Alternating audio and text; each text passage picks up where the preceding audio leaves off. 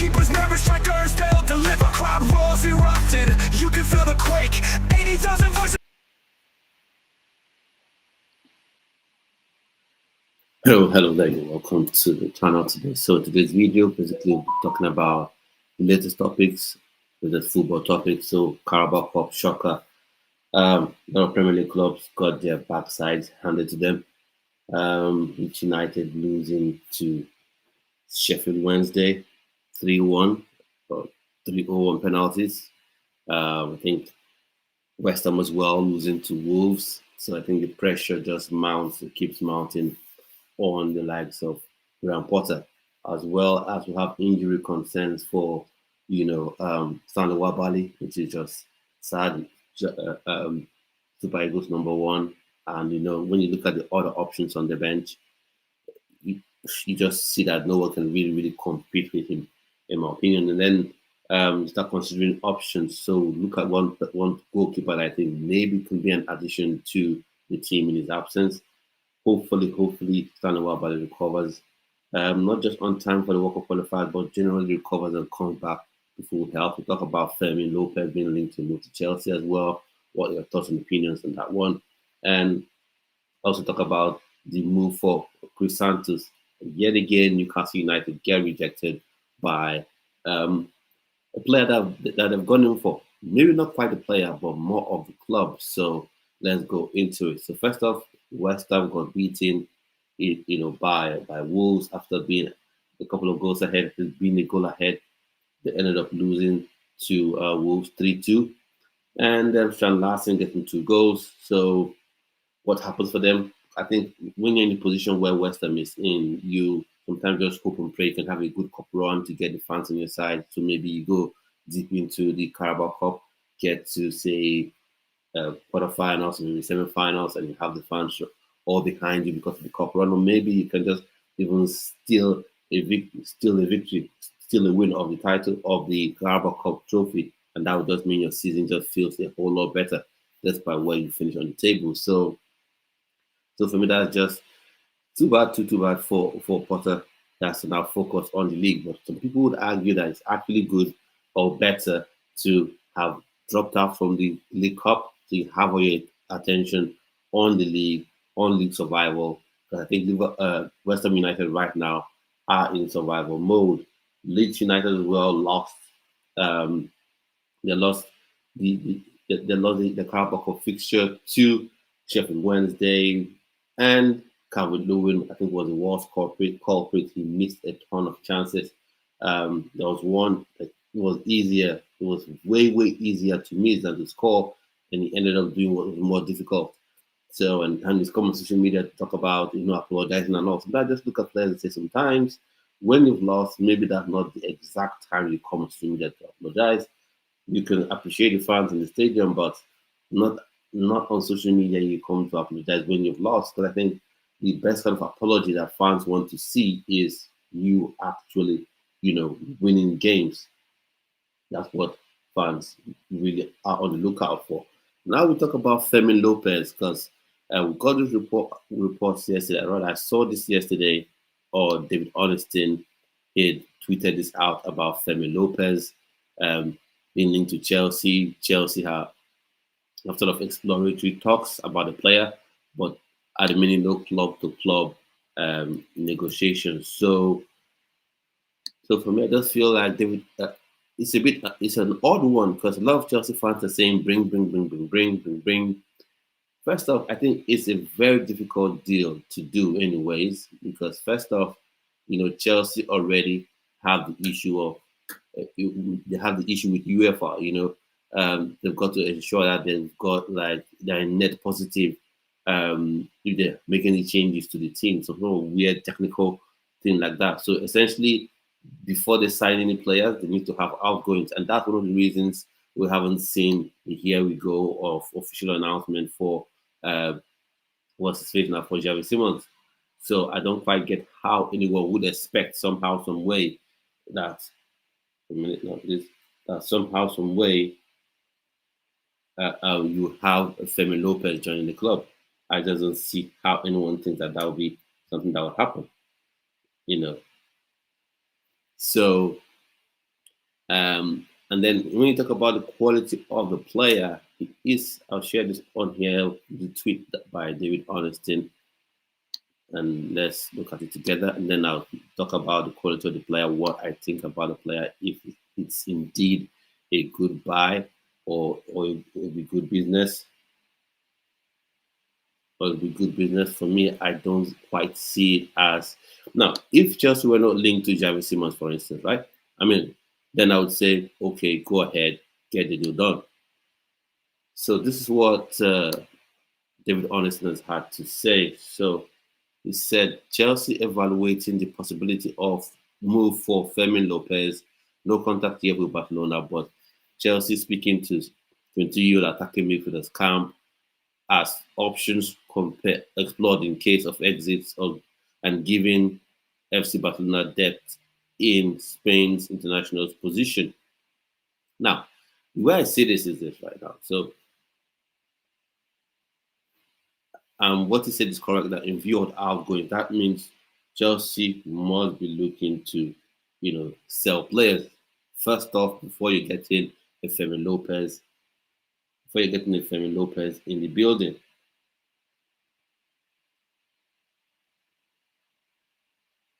Before you get in Fermin Lopez in the building, that's one. So it's not a question of him coming in place, him coming despite the fact that you haven't sold your Nkunkus, you haven't sold your Nico Jacksons. And for me, I think this thing could have been done. This sales for your Nkunku, your Jackson could have been done, but I think the evaluation of Chelsea has just been a bit too high, in my opinion, for these players.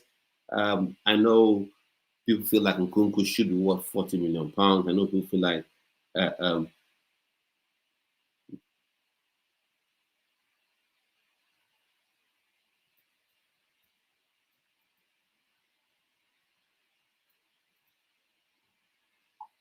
okay. I know people feel like, bring, sign Femi Lopez, bring him in, bring him in. Now, I think he is a decent player for one. I think he's a decent player. I think he's good, but I don't think he is better than Javi Simons. We have this thing as football fans where we want the latest buy, right? We want the new guy. We want the person that has been linked to the club.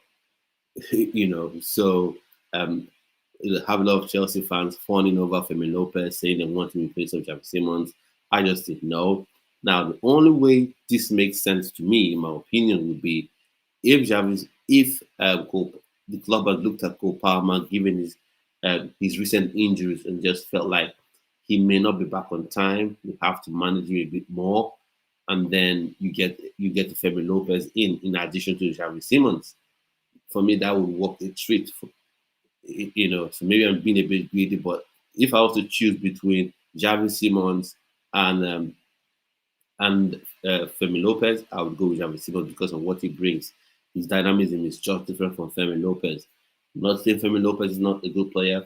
He's a very good player, obviously, but I just feel like for one, it's a bit difficult deal to do because you need to get Javi Simons in the building, and given the fact that you have this issue with UEFA where you need to sell players before you can register new ones. So I think it'll be really difficult. And the valuation of Barcelona as well will be crazy, in my opinion, the way I see it. I think it'll be one of those really, really crazy evaluations. We've had some reports where they say that Barcelona possibly could be looking for not of 70 million euros, so about 60 million pounds. So that's just a little crazy for me, in my opinion. But let's see how it all shakes out. I would really, really, really like, Chelsea to actually go for Javi Simons instead. And now back to the valuation thing of your Nkunkus and your Nico Jackson. Yesterday we said on the video that Chelsea had valued Nico Jackson, or rather, Chelsea had requested from Bayern Munich that Nico Jackson would have a loan fee of 50 million euros, an obligation to buy of 60 million euros. Now that's just crazy talk for me, especially when you look at Bayern Munich. Bayern Munich have already said that right now they've already spent so much on the Luis Diaz deal. So any deal they're going to do now must primarily be a loan. But when you say 50 million euros loan fee and then 60 million euros obligation to buy, that just then means that it's more or less a purchase. It just would then go on the books for next year as a buy. So that may be a difficult one to pull. I just think Chelsea are valuing Jackson a little too much, in my opinion. But fair play, I know some people will look at Sesko and say, okay, Sesko scored in and around the same amount of goals that was his face that Nico Jackson scored, and he somehow is valued higher. Now, one thing you get to know is RB Leipzig didn't push what's his face out of the club. They didn't push Benjamin Sesko out of the club, right? They didn't undervalue him. And that's the truth. Fans don't want to hear this. It may seem boring, but that is the truth. When you make your player feel like he is not valuable to you, that would also reflect on the outside. Look at someone like Sterling. Clubs are reluctant to pay £20 million, and in the Premier League, lots of clubs have money. They should be able to take a punt on a former England international, someone who has Champions League experience, someone who has experience winning league titles. Usually, you should be able to pay £20 million for a player. But when you've made the player look like he doesn't have that much value, don't get me wrong. As Chelsea fan, I don't want Sterling anywhere near the playing, anywhere near the team, right? I don't think he's good enough at this point. But when you haven't involved him in the team, maybe bring him off the bench, 10 minutes here, 15 minutes here, 25 minutes here, a Conference League run. If Chelsea had done that last season, I think what would have happened you would have seen Premier League clubs that would be willing to go for, okay, a pound, £20 million, let's see how that shakes up. But you just pushed him completely, after the team, loaned him to an Arsenal where he didn't get to play at all or barely played. So you just destroyed his value. Same thing with Nkunku.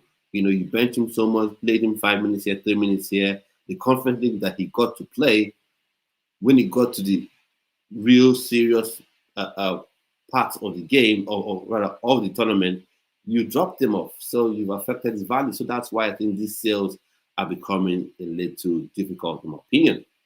Now, enough about Chelsea for now. There's a Chelsea winger we'll be talking about later on, but I just want to talk about a player or a club yet again checked in Newcastle United's offer. Because right now, I think Newcastle United, everyone senses their desperation right now, right? Everyone senses their desperation, and therefore, they're going to demand a lot from them. So Newcastle United have put in a bid of £55 million, like I predicted they would, so they had initially put in a bid for £50 million. I predicted they probably will go 55 and then maybe 60. So that's what honestiness had to say. Check on here.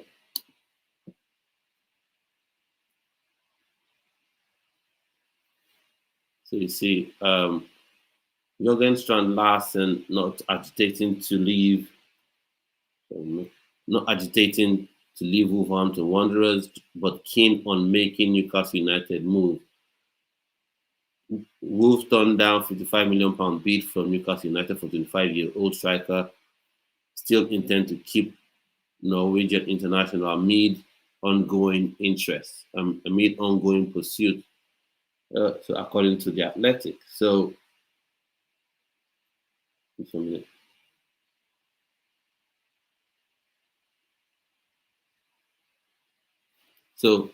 So he would like to join Newcastle United, but he's not throwing his toys out of the pram like your Isaacs, your Wisa, and stuff. So that's good to see, So that's fair plays on him, good to see. But that just means that now what they call the face Newcastle United have to stump up the cash, or else he's not going anywhere. The list of United, I like Fermin Lopez, please, Enos and Amorim make plan. Well, I think, but the thing is, the thing with Fermin Lopez and Manchester United, I just think it would be a waste. I think he'll be a waste at Manchester United because one, you've got Amorim, young coach, stubborn as they all are, and his system doesn't suit Fermin Lopez. His system will suit Fermin Lopez is better playing in a 4-2-3-1 type formation, being one of the 3 10s, but it doesn't suit this three three 3-4-3 formation where you're having two central midfielders. You're looking for absolute tanks that should be in that middle. So that's a Kobe Mano that could have played that role. He's not using him. So Femi Lopez, I think, would be a waste. And I think you just dislike him instantly he begins to play for Manchester United. Except you're looking at it from the point of view where he plays, in one of those 2-10 roles.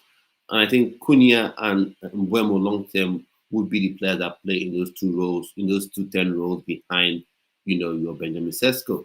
So speaking about Larson to Newcastle United, now he's a proven Premier League. No, I wouldn't say proven, but a striker with Premier League experience. So is he the kind of player that Newcastle United need? Yeah, probably at this point they're a bit desperate on that front. But would you value a Jurgen Strand Larsen of not of 60 million pounds, 60, 65, 70 million pounds? Don't be shocked if Wolves would demand a 60, 65 million pounds, offer for the player, or how does the valuation of the player? Because they've rejected 50, now rejected 55. So that just tells me that probably it will get to be a 60, 65 plus to get it done. So is he really that kind of striker? Do you value him that highly? But I guess players are what people are willing to pay for them. So let's see how that all shakes down. But it's just a bit sad for Newcastle United fans that everyone or every deal just seems to fall through the window. But that's in the transfer market. If you snooze, you lose. And speaking about snoozing and losing, Xavi Simons, Chelsea could miss out on Xavi Simons. So Max Ebel, has been in touch from Bayern. I think has been in touch with the camp of with the camp of Xavi Simons. Although people are saying he wants to come to Chelsea, he's rejected lots of clubs. Now there is a limit, right? That's what we as fans of various clubs we don't get. We think players want to come to our club. They only want to come to our club. They love our club. They worship our club. No, they don't. Now, a player might be convinced by a project. Oh, this is a young, exciting team. They're looking to win a league title. They're looking to win league titles, do great things together. And the player may like that idea and say, "Oh yeah, Chelsea good. Like to play with Cole Palmer. Like to play with João Pedro. Be part of this young, exciting team." But when you delay,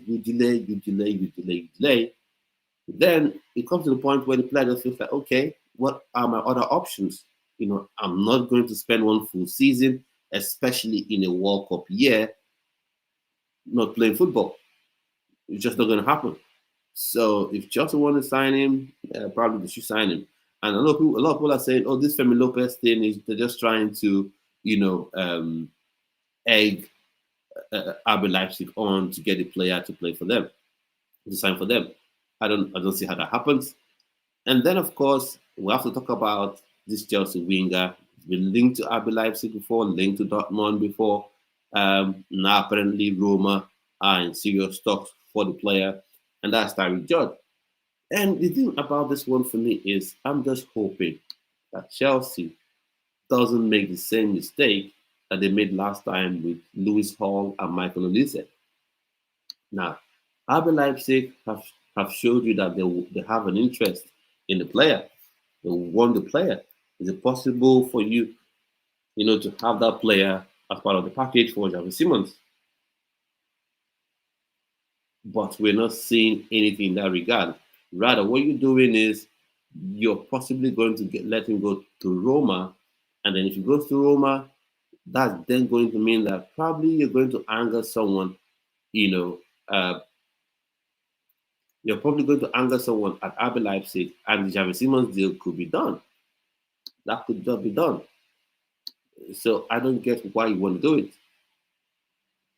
They did that same thing with Lewis Hall, and I don't think a lot of Chelsea fans have even recovered from this whole from that feeling. Every time Michael Olise scores a goal or dribbles past the player, you always have Chelsea fans who are like, "Wow, he could have been playing for us." And I used to have that feeling. Like Michael Olise, who would have been super dynamic in the team, super inventive, super creative in the team, but somehow they fluffed it. And I just feel like they probably are going to fluff this as well. I know some Chelsea fans just feel like everything is done. That Javi Simons will come to Chelsea irrespective of what happens. You know, so for me, I don't have that confidence. I just don't have that confidence. So this is the reports. I'll share my screen in a minute. This is the report we've got that the Roma staff or representative officials were in London to have a discussion with, the representatives of Tyreek Judge. So as AS Roma had positive talks with Tyreek Judge camp in London today. As yesterday, Judge can join AS Roma on a permanent deal with heavy sell-on clause. Talks are on the way. Now, sell-on clause. Now, maybe that could be the defining issue. Maybe what sort of sell-on clause Chelsea are demanding, RB Leipzig are willing to meet that, are willing to add that to the transfer agreement, and Roma maybe wants to add, are willing to accept that because they are pretty desperate. They wanted to get a Jadon Sancho, that didn't come true. They didn't get that done. So maybe that's the issue, right? So fair play on that one. But I just hope if Javi Simons is indeed a serious target for you, is indeed crucial to your plans, I don't think it's worth it to let Tyreek Judge go to Roma and then you end up losing the opportunity to get Tyreek Judge. Now, on the other side of the other hand, you've got an Nkunku that RB Leipzig also like. Now, they're also looking for a loan type structure. Now, is it something that Chelsea can really lower the price and maybe get 20, 25 million pounds, 30 million pounds? I know people might say that's crazy low, but hey, you've got to look at it. You've got to consider it now. Now, I'll switch on to talk about Nigerian stuff in a minute. So for me, just have to talk about this unfortunate incident that happened with Nwabali. Stanley Nwabali, the number one for Nigerian Super Eagles. I think was stretchered off against Chippa United in the South African Premier League. Sad for him that has happened because don't want to see anyone get injured, get hurt. Wish him full recovery. I hope it's not too serious. Who knows? Maybe miracles could happen, and he could be available for the World Cup qualifiers against Rwanda and South Africa. Or even if he's unable to recover in time for that, he just recovers and is healthy. That's what's more important. So that the question is, who should be the goalkeeper? Who should be his replacement? Are we looking at Amas Obasoge? Are we looking at Adeleke? Who are we looking at? Right? Are we looking at Ebenezer Harper? Do we want to give the young kid, I think he's 16 now, do we want to give him his debut at this time? Or do you want to go out and get Arthur Okonkwo? Arthur Okonkwo was very good in the Carabao Cup game. That Wrexham ended up winning 3-2. I think it was good. It was pretty decent in that game. So I'm thinking, would this be the opportunity to give him his first call up to the Nigerian Super Eagles? Because he's already done his nationality switch and now eligible to play for Nigeria. So maybe that's something that the NFF should be looking at. In my opinion, I think that's something that should definitely be considered, right? Something that definitely should be considered because I think he's a very good goalkeeper. And I just think this is the opportunity you have to give him the opportunity. Because unfortunately, when I look at the team, when I look at the other goalkeepers, no one really inspires me with confidence. Like no one really inspires me with confidence to say, come into the team. I know some people would be like, do you want to give a debutant do you want to give Arthur Okonkwo his debut in a World Cup qualifying game? For me, it doesn't really matter. If he's a good goalkeeper, it's a good goalkeeper. Issues of chemistry for me, we're talking about maybe if you're playing with a striker pairing, if you have that midfield combination, that sort of thing. That's the kind of maybe that's the kind of situation where you may be looking at those chemistry issues. But for a goalkeeper, you stay in goal, you command your box, and that's it. So I'll just share my screen in a minute so we can see what's on here about Stanley Nwabali. So unfortunate. Just keep hearing sad news around this guy. So sad, so sad. But hopefully he gets healthy on time. Not just for the call up, like I said, for his own self, so he can get his life and his career back on track. So this is from no, wait.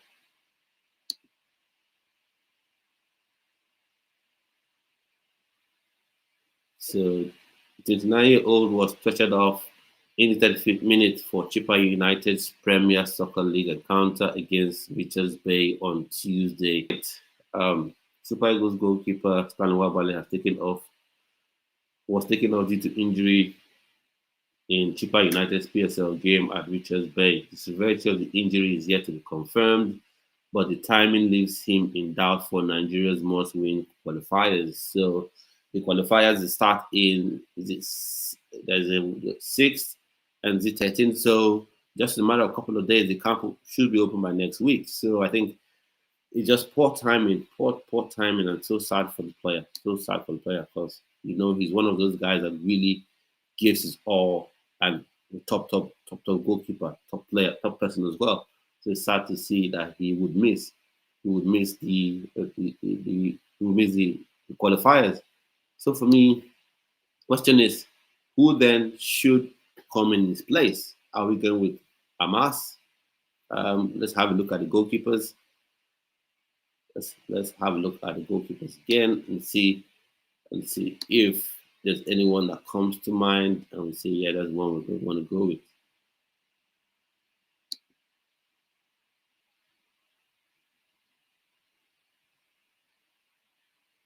So looking at the list again. So you see Stanley Nwabali, Amas Obasuge, Adebayo Adeleye, Hakot Ebenezer. So Stanley Nwabali out injured.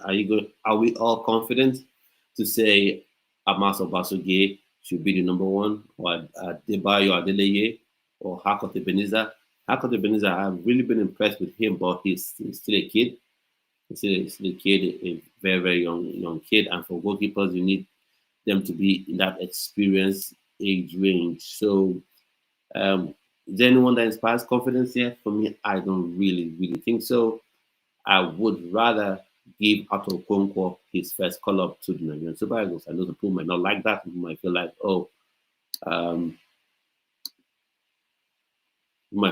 that's it's too early to give a debutant his starting berth. But sometimes you have to deal with the cards you're dealt, right? You have to deal with the cards you are dealt. So just to confirm, Ato Okonkwo eligible to play for Nigeria? Yes, he is. Eligible to play for Nigeria.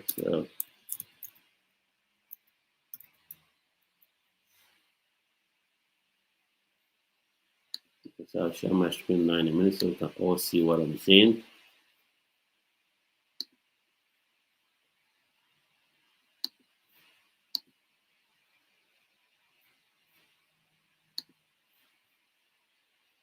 You can see it. So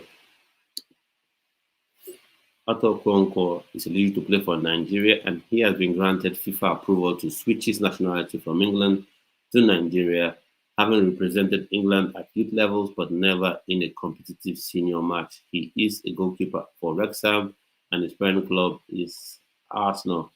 I think he's actually left Arsenal on a permanent transfer. So, but that just says he's eligible to play for Nigeria. So I think this is the time for him to get the call.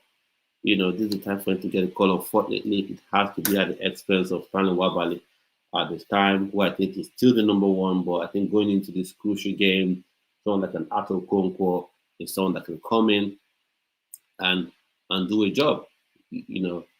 Someone that can come in and do a job for Nigeria. So, what do you think about that? What do you think about the list entirely, or do you have any other options?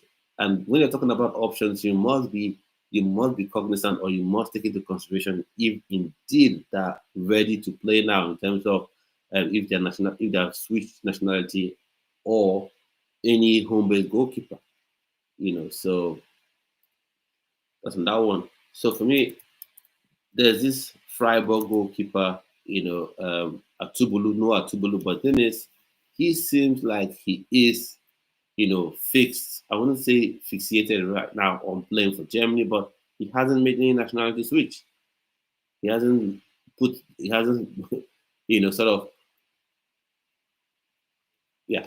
So he hasn't sort of been overly eager to get that move done. So until a player is indeed eligible, you can't invite him to the national team. Although I rate him in terms of ability slightly better than Ato Konkwo, and he plays at a higher level than Ato Konkwo, plays in German Bundesliga, first division in the German league, in German football, and then Ato Konkwo plays in the championship for Wrexham, second division in football. So overall, I think he's a very good goalkeeper, and he can come in and do a job. So just opinions on that one.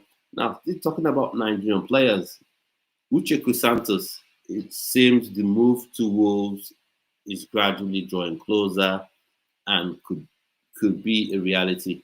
So those are opinions on that. For me, I think it is a good move for him. Yeah. And I'm only shocked that we've not had offers from more high profile clubs. So that's the only sort of shocker, because the way he plays, his ability, his attributes, because he has that power, he has that pace, he has that energy to go two ways. He's very good on the ball. He is the complete midfielder, especially if you're playing that two-man midfield.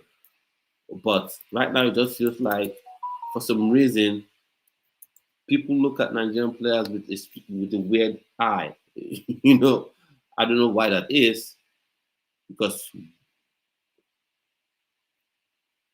I don't know why that is, but that just seems to be the case, right? It just seems to be the case.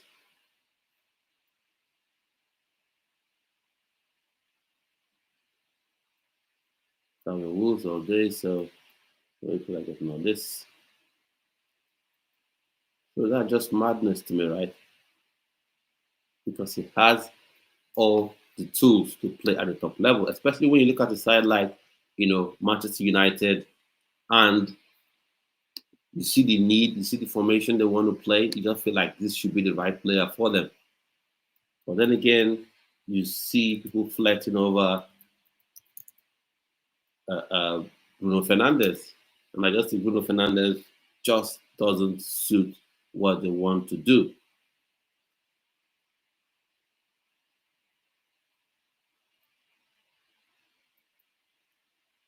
The only thing that is going to upset me right now, and I think probably this is old news, is if this turns out to be true. They need a new striker. That is silly talk, man.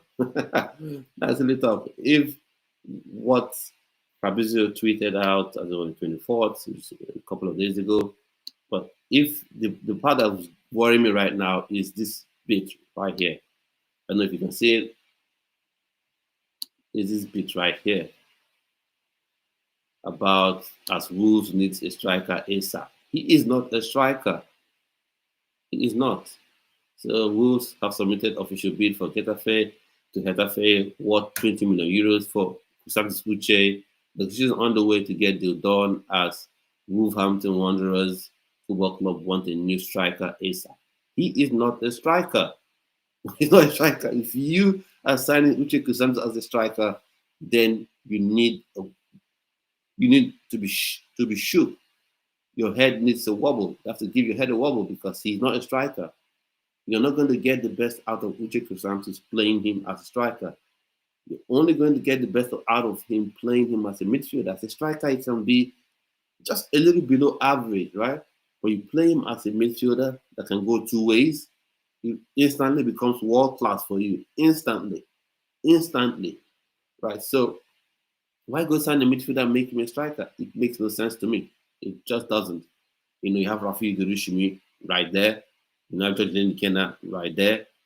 you have to learn Rodari right there. So why would you go on to say you want to sign Uche Santos as a striker? It just doesn't make sense to me at all.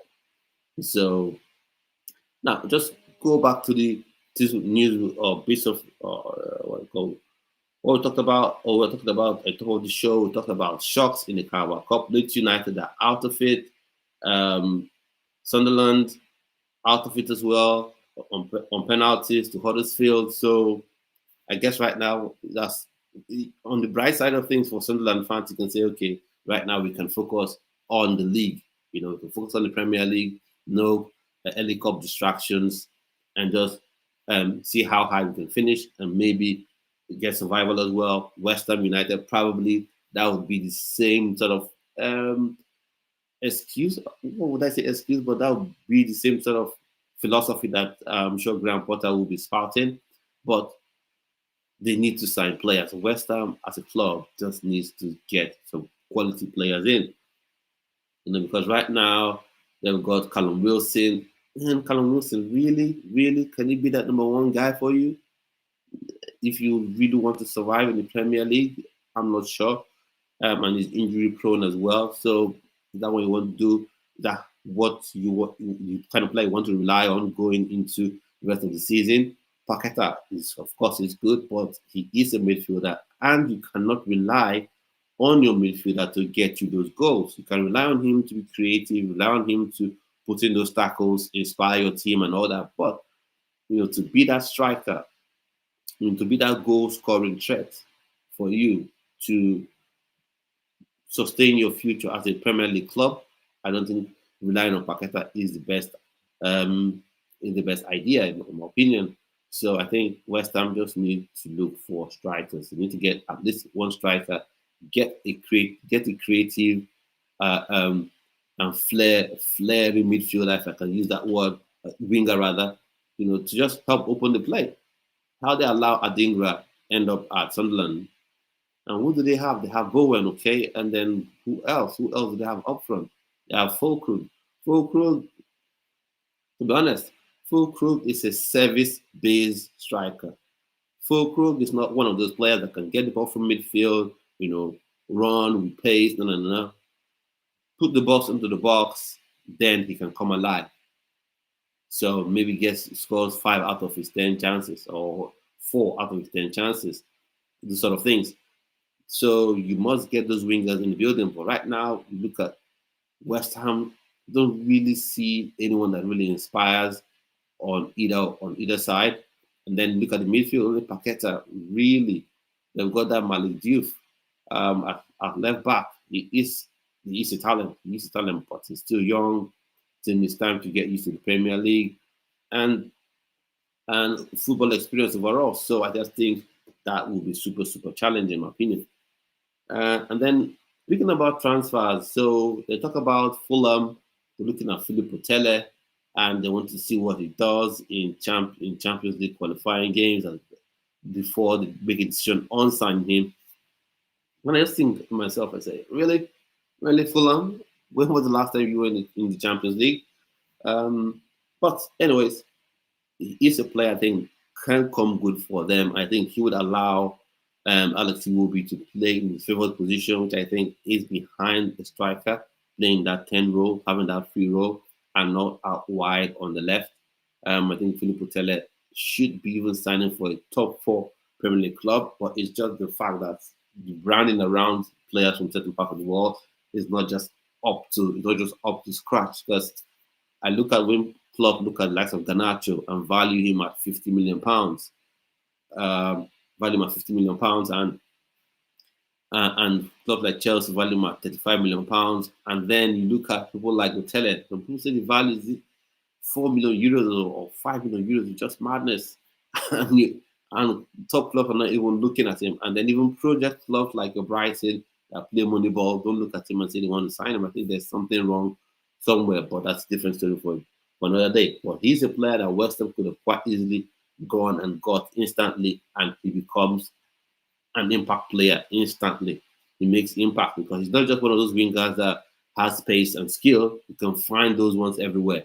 but he's got the pace, he's got the skill, and he's got the knack for goals as well. He's got a knack for goals as well. So AD says, how you go, Madrid? How are you? United should swap deal for target of Tran Larsen to go Newcastle United now, and Wissa to Vlahovic or the Watkins sign for Newcastle United. Now all those are good options that you've called. Oli Watkins, I think, is annoyingly underrated. When he was into Manchester United, a lot of people were making a lot of crazy noises about signing him. I think he's really underrated, and the arguments that they're using is just crazy to me. What if when he gets old in 2 to 3 years? What? How about the first 2 years that he would do a great job for you? Does it not mean anything? So I think that would be a good signing for Newcastle United. Dusan Vlahovic would be an amazing signing for Newcastle United. What the question is, at this point in the season, at this point in the transfer window, would you be able to convince the likes of Juventus to go for £50 million? That means you have to pay huge sums. Like you have to let's face it, to go for a Vlahovic at this time in the season, at this time of the transfer window, you have to offer top pounds. You have to offer crazy amounts. You have to offer something like 65, 70 million pounds right now for you to get a Vlahovic. I think he will be a good signing for Newcastle United because he's got that pace, he's got the ability to run channels, and he's a very, very good finisher, which is the most important thing for a striker, in my opinion. So I think he would be a good signing for Newcastle United. But I just think the issue with Vlahovic will be the pricing. I don't know if PSR will be very kind on Newcastle United. So let's see how that all shakes down. And then as well, who else did you talk about? You talked about Strand Larsen. I think Strand Larsen is another decent signing as well. But then the issue is you're dealing with a Premier League club. And the thing with dealing with Premier League clubs is every club has money, depending on how they manage their finances and all. Every club has money, and the timing again. Well, this is 27th, so transfer window shuts down on the 1st of September, so 28, 29, 30, the one. So just and not up to 7 days. In 7 days or less, the transfer window shuts down. So you have to come up with crazy money as well. So Newcastle United, if you're willing to pay £65 million for him, then go ahead. And that's something that we don't get sometimes. Wolves have seen Newcastle United bid, 80 million euros for a player. So that's 73, 74 million pounds for what's his face, for Benjamin Sesko. A player that they will say, okay, does he have Premier League experience? And then the other argument for Strand Larsen would be he has Premier League experience. So if you're willing to bid 70 odd million pounds for a player with no Premier League experience, then that means you should be willing to bid something similar for Strand Larsen. That would be the argument of Wolves, I think. And then the Wissa thing, I look at Wissa and feel like, yeah, he is a good player, but is he what you kind of need right now? I think Wissa is a player that if he plays next to someone with quality, or rather with a certain profile, I think he would come good. He would thrive. That's why the partnership with Mbeumo, the partnership with what's his name now, that has gone to the Saudi Pro League. So those partnerships they had with those players. So that's why those ones they worked. So and that's why I think that's the thinking of what they call the face of Newcastle United. I think that's the thinking as well. They want to get Strand Larsen, and then in addition they get a Wissa. So I don't think signing Wissa alone. I don't think signing Wissa alone would be beneficial for Newcastle United. So perhaps what they could get is Strand Larsen thing done, and then get Wissa to join as well. So that's how I see it. Oh, Fermin Lopez. No. We're talking about Fermin Lopez. So that's the way I see that bit. So back on the Fermin Lopez thing, if you just joined the stream, what do you think about Fermin Lopez's link to Chelsea? We've had Fabrizio Romano come up to say there haven't really been any strong negotiations between clubs. No real offer has been made. Chelsea are evaluating the player. I think he is a good player. It's not like he's not good. He is good, but when you compare him to Xavi Simons, I think Xavi Simons is the better player and better suits what Chelsea wants to do. At least what I think Enzo Maresca wants to do. So if you're thinking of a player that comes in and becomes competition for Palmer, yes, Palmer needs competition as well, just like every other player. If you're also thinking of signing a player, that can play as a third stand in a narrow 4-2-3-1, Xavi Simons is your guy as well. So, and I think he is the better player. So, if you're getting Fermin Lopez, are you getting in addition to Xavi Simons and thinking that Palmer, you need to manage his minutes because you don't want him overly injured and you want him available for the really, really, really big games? If that's your thinking, yeah, maybe. And then as well, maybe just to give some credence to this whole report about Fermin Lopez, there was some talk about Chelsea being interested in another attacking option a couple of weeks ago. So apart from your Xavi Simons and Garnacho, the reports were depending on outgoing. So depend on the sale of Nico Jackson, on Nkunku, and then on maybe as well Tyreek George. Then you could have an additional attacking option signed. And the report there say it will be sort of like a shock. And obviously, it will be a shock because Fermin Lopez is, of course, highly rated at Barcelona. So let's just look at how all that shakes out. For me, I just feel like Garnacho is a deal that Chelsea shouldn't be selling the family house for. Tyreek George could have been kept, but apparently he wants more game time. And when you see the likes of Gittins just signed in and around the same age as you, and then Garnacho, you see the club pushing real hard to sign him, just maybe 3-4 years older than you. Speaking from a Tyreek George perspective, you just feel like you've got to go. There's no need to say stay and fight.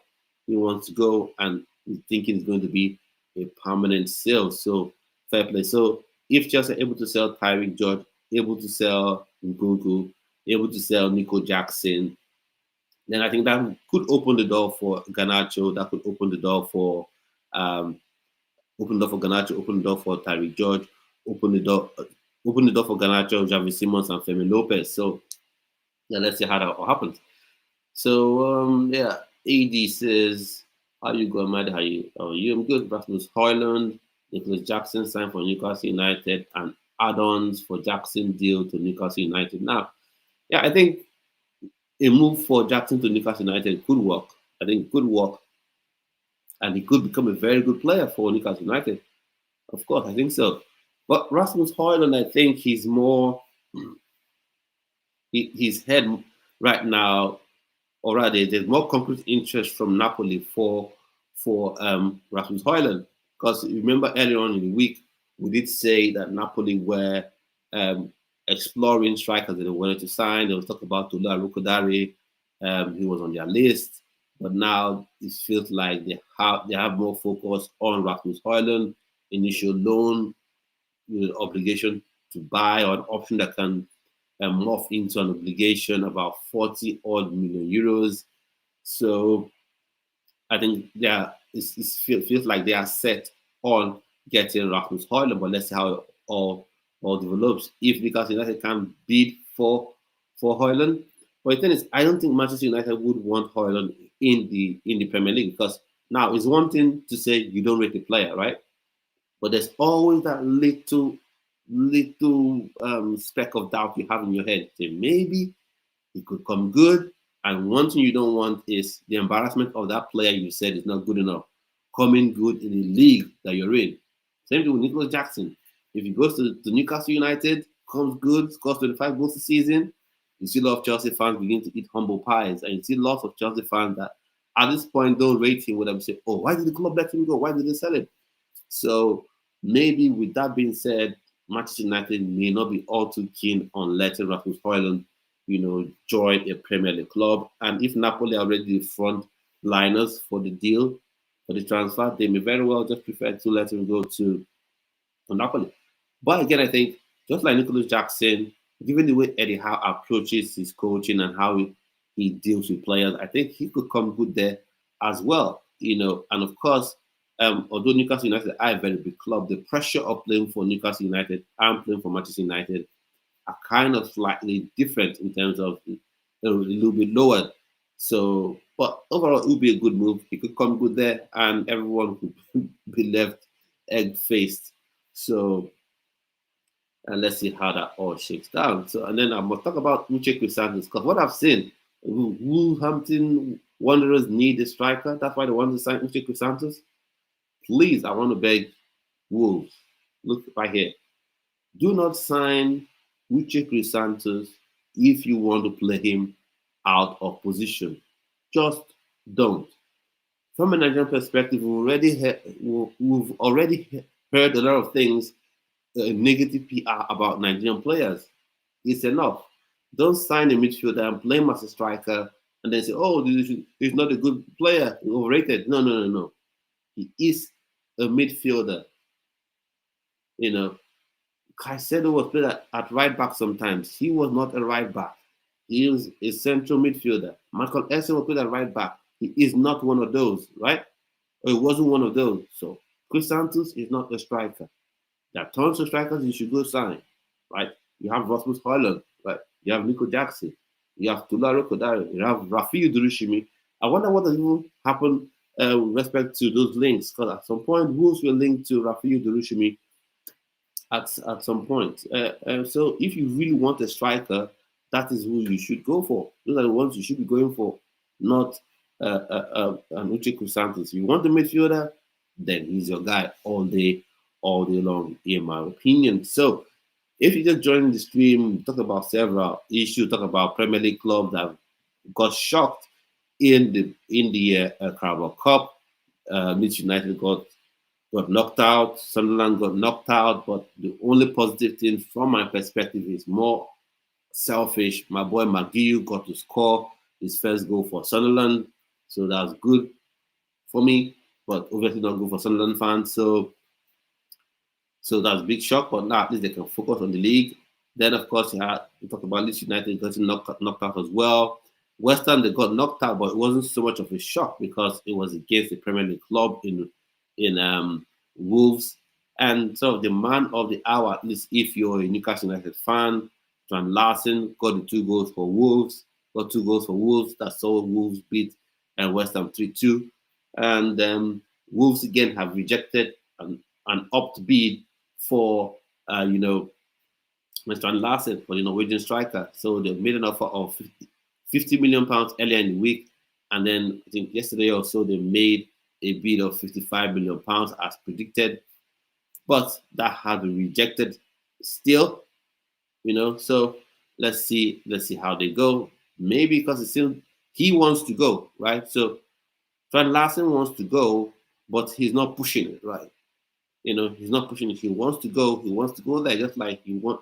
Those days when we were all young, you want to go out of the house, but you're not causing the tantrum. So he doesn't want to have any bad relations with Wolves. But if the bid is accepted by Wolverhampton Wanderers, he would gladly join Newcastle United. So let's see how they'll shake down. I think probably £65 million will get that done for Newcastle United.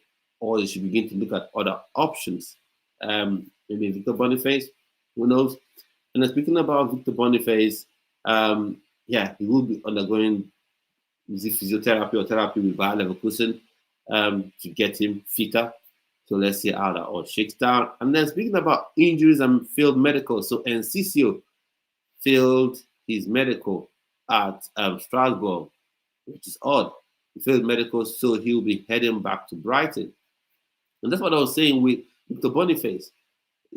So forget all these things about taking pictures of his knee. I don't even know if those pictures were real. Taking pictures of his knee, zooming in, and you're showing the stitches. Like, what does that prove? I say sometimes with these in medical things, it's not particularly that the person can't run or his leg is broken or his back is burnt. No, it's just maybe something that they think about, something they feel like, okay, will this affect us financially? Is this something that maybe we need to take insurance out on? How much will it cost? And things like that. That's why some people fail medicals. So, and of course, it had nothing to do with social media, whatever. People went crazy about Victor Boniface. I said about Victor Boniface, yes, he's being overly active on social media. May not be my style, but that's his style. That's for him. That has nothing to do with his ability on the pitch. That has nothing to do with him getting the move or not. So sometimes fans get a little bit too irate when certain things don't happen or certain things don't go their way. But for Victor Boniface and AC Milan, I would say AC Milan have lost out on a top player. Believe me. Now apparently they're linked with Conrad Harder. Let's see if that how that all shakes down.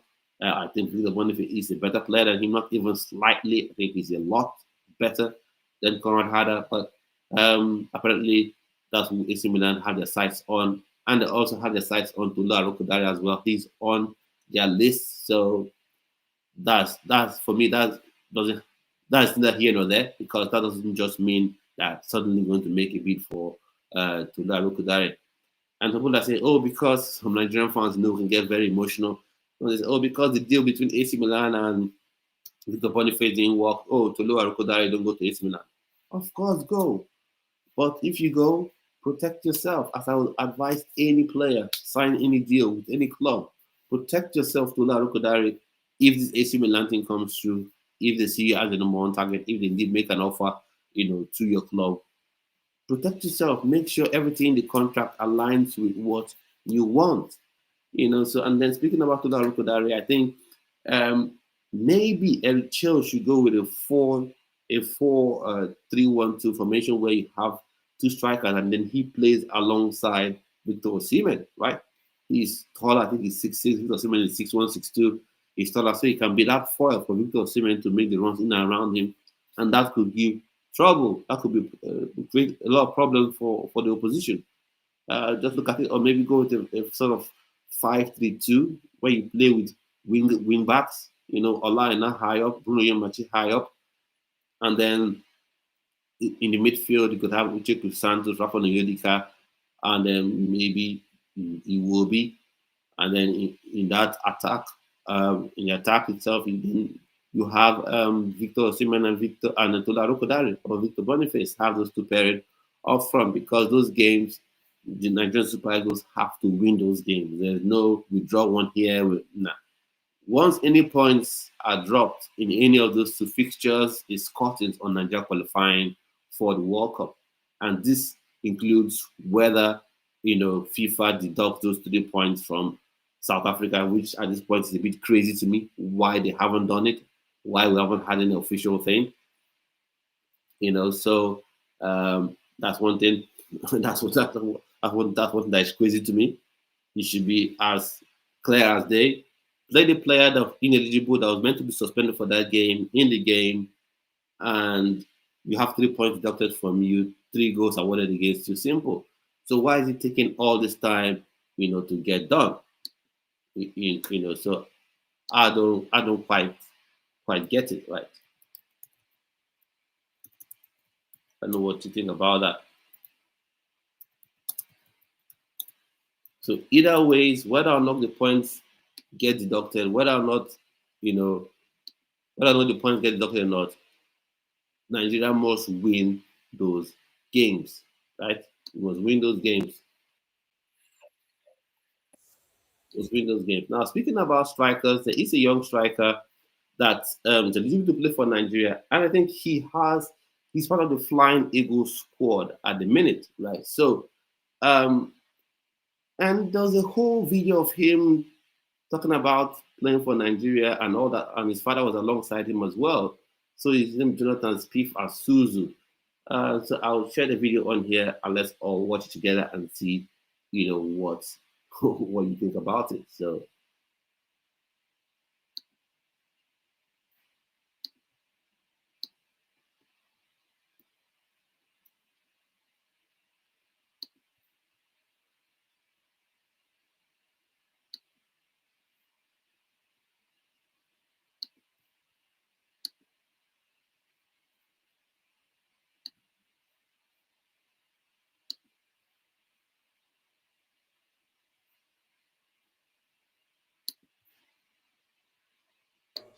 Mr. Asuzu was recently inaugurated as a member of the national team, but was unable to join his team in camp for Under-20 World Cup qualifier due to an expired Nigerian passport. Despite his setback, Asuzu remains committed to the team and urged his teammates to stay vigilant, proactive, and prepared. Sincero agradecimiento a uno de los mejores equipos del mundo, al club River Plate, por toda la experiencia reunida desde hoy. Members of the media and my fellow Nigerians.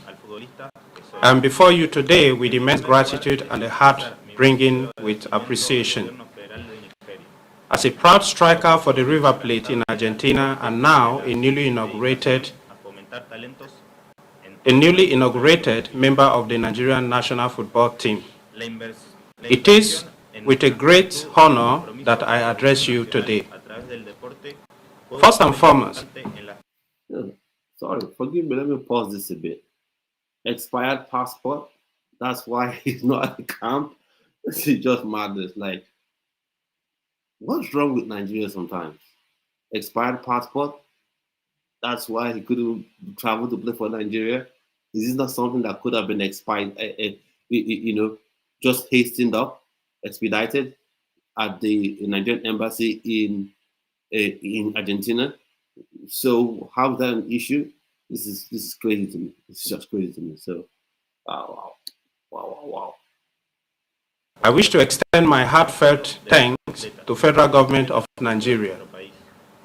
Your unwavering support for the sport and the dedication to nurture talent across the nations has given me to represent my country on an international platform is an aspiration I have nurtured since I was during my childhood. As I lace up my boot and wear the green and white jersey, I do so with pride, honor, and a firm commitment to give my all for Nigeria. He expresses his commitment for honoring the legacies of past Nigerian footballers and working diligently to contribute to the nation's success on the international stage.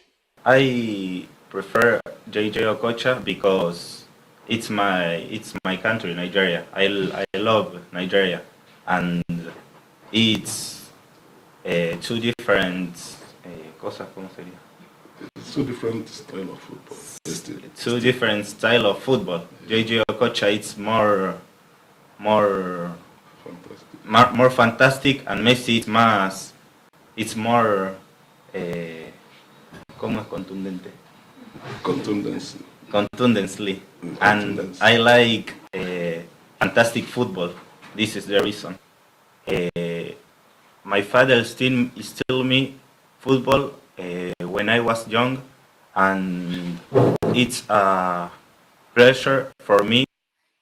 So it's nice to see him committed to play for Nigeria, but I just think I just have to go back to that whole thing of missing out on joining the camp because of an expired Nigerian passport.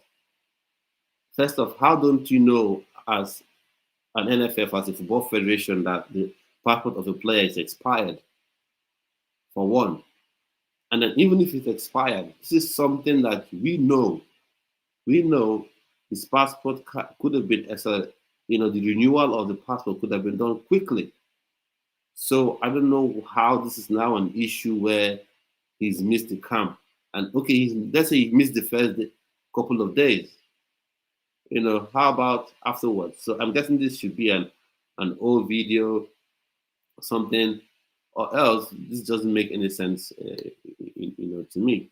Let's just hope things have developed, So this is part of Nigerian government and the NFF as my dream and the dream of my son was made true by inviting him to come and represent his father's land. So it is a very big honor as a family that we are given the opportunity for mentioned dream. Especially the young Nigerians. We are spread across the globe. There are too many of us that never got the opportunity that he got. And I want to encourage us that this is the only country that we have. We don't have another country. Most of us that have the opportunity to live elsewhere, but yet I have the opportunity to stay anywhere in the world, but I'm still here. That is to tell you that Nigeria is beautiful, Nigeria is strong, and together we will build Nigeria. Okay. So overall, that was a nice one. That was a nice one to see that he's committed enough to play for Nigeria, that he has had some sort of press conference, whatever. That's nice to see. But it's still shocking, man. It's still shocking organization to, up to this point, tell someone that his passport expired. That's why that's why he's unable to join the national team, the under 20 side. So if the link is there, you can click on the link in the chat to join, to join the video. So but overall, that's good. That's good. Let's see if he's in the camp. So that's a nice one. That's a nice one to see him commit. And he's a very good striker. I've seen some videos of him as well. He's very good. And I think I want to say about the press conference thing is, how come they don't want to tell us that they don't have any what is it called, any person that speaks Spanish in Nigeria? That is madness to me. The way the whole interpretation was going, that's madness, absolute madness. So hopefully he joins the camp. And I think I've seen a picture of him at the camp. If I can find that picture somewhere, I'll probably share it on here. I've seen a picture of him with, I think, one of the other under 20 boys. So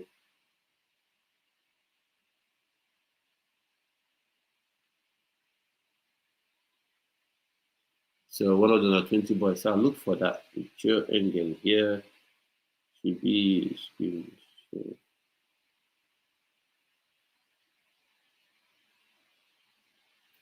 Here's the picture. One of 20 boys. So that's good overall. So just going right now, what I'll do is I'll run through the various topics to discuss today. So Femi Lopez to Chelsea, thoughts and opinions on that one. Do you think it's something that will even happen? Yeah, it could happen if I think about, my mind goes back to reports that come out very, very early, about Chelsea going in for another attacking option in addition to Garnacho and, Javi Simons, if certain outgoings are completed. So let's see what happens. Newcastle United interested in Nico Jackson. Bayern Munich obviously very interested in Nico Jackson as well, but they are for some reason all interested in loan deals. Bayern Munich is one that's crazy for me because Bayern, one of the most wealthy clubs in European football, and how suddenly they don't have any money to sign Nico Jackson if they're that interested in the player. So that's just crazy talk for me. And then Newcastle United have been rejected, by Wolves. The offer they made, the new offer of £55 million, they haven't rejected. So what happens with that one? Do they go on again? Because United fans, you want to see your club going again for Strand Larsen. Is he the sort of striker that you need, the sort of striker that you want as replacement for Isak? Speaking about Isak, would you want him to be reintegrated into, the team? I know Michael Owen has come up with his bits, and to be honest, I don't disagree with him too much because it's true. If Isak was poor, struggling, not really playing very well, right? And the club wanted him out, probably they would have kept him on the bench, got him to train with academy players, just like what Chelsea right now, are doing with the likes of Sterling, the likes of Disasi, the likes of Jackson. They're having them train. They're having them train on their own. They're having them train with academy players and not training with the main team. So that's just how it goes. Sometimes when clubs don't want players, they also force them out. So, but that being said, the way Isaac has carried himself right now, it makes it really difficult to even reintegrate him into the team. And I just think what will work well for both parties would just be maybe a 120, 130 million pounds sale to Liverpool, and then you focus on rebuilding your team. Because right now, I know Newcastle United owners, one of the wealthiest people, a set of people in the world, don't usually are not used to getting told no a lot, right? So when an Isaka said, no, I don't want to play for the club anymore, we see that as an affront. He's got a contract with the club. A lot of fans are saying, oh, let him rot, let him rot. And then you take the hit. No, if you let him rot, you still have to be paying him. And that's, for me, counterintuitive. Why would you have a player not, you have an employee not doing the job you employed him to do, and yet you still pay him full wages? So that doesn't make any sense to me. I don't think it should make sense to the Newcastle United hierarchy. I think we probably should be allowed to go to Liverpool, get the money in, get a couple of signings in, which you can do with 120.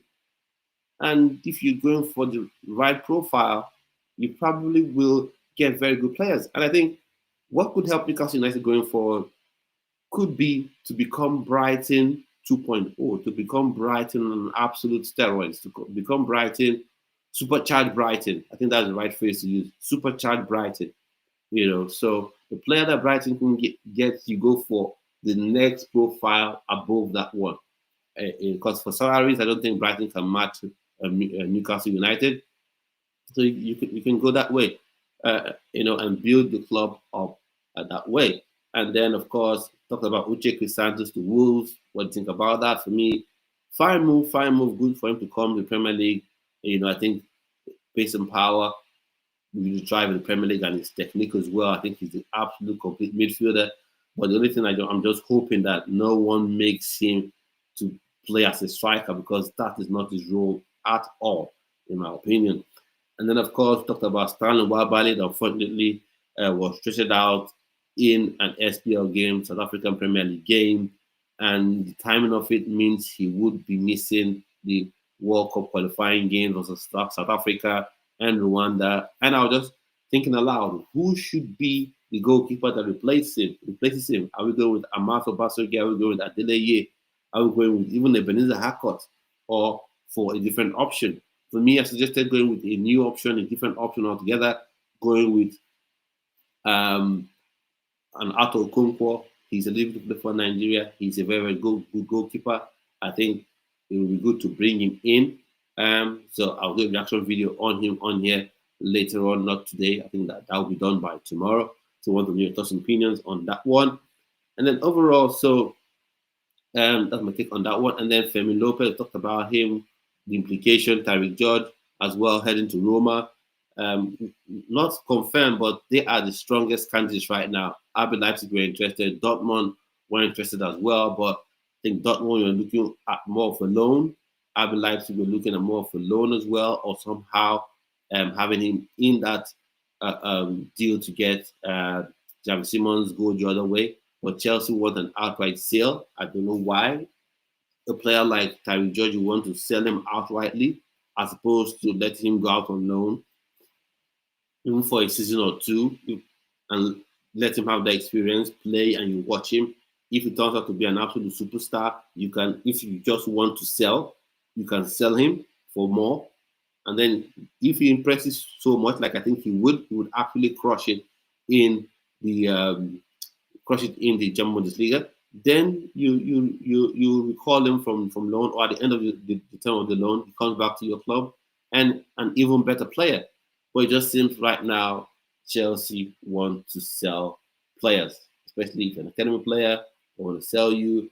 Because I was thinking that the model of this club was getting young players into the team, whether from academy or from outside. But now it just feels like the focus is getting any exciting player from outside the club and then sell every academy player. That's just what it feels like to me right now, because Just feels like any academy player that kind of shows like he's something, he's gone. Just Achiampong, am I sure he remains at the club? I would like him to, but if an offer comes, what happens in that regard? So that's big things we talked about. Of course, we talked about Carabao Cup, the shocks we've seen in the Carabao Cup with West Ham going out, Leeds United going out as well, Sunderland going out as well. So what does that mean for them? They can focus on the league right now. Newcastle United rejected, fair play to them. And then it seems right now that Tola Rokodare is no longer on the list for Napoli, as they are now more focused on getting. They're now more focused on getting. Let me see. Yeah, that's it. They're more focused on getting Rasmus Højlund to the building. The interest for Tola Rokodare has dropped, and also AC Milan reportedly have him on their list. But there's also firm interest from AC Milan for Conrad Harder. So that just may mean that he may not be signed by AC Milan. So let's see what happens with him. And then Victor Boniface as well. AC Milan did, obviously, that fell through. Bayer Leverkusen said they would offer him some therapy and all that, which is good. But what does that mean for his future at the club? Is he still going to play there? I don't think so, because I think Erik ten Hag has his mind set on certain type of players, so he may not get to play there. Maybe it's still towards the end of the transfer window. Maybe Turkey, maybe a Premier League club could make a late surge for him. Looking at Newcastle United, maybe if Wolverhampton Wanderers offer way too much, or rather demand a lot more than Newcastle United are willing to pay for Van Larsen, maybe, or maybe even Wolves. If they end up selling Van Larsen to Newcastle United, then that means they now need strikers. But who knows? There could be other options they could be, looking at. So those are the main points we talked about today. So what are your opinions on the second episode of Everywhere is Football? And thanks so much for joining, subscribing, watching, commenting, and generally supporting the channel. And I'll see you on yet another video. Stay well and stay blessed.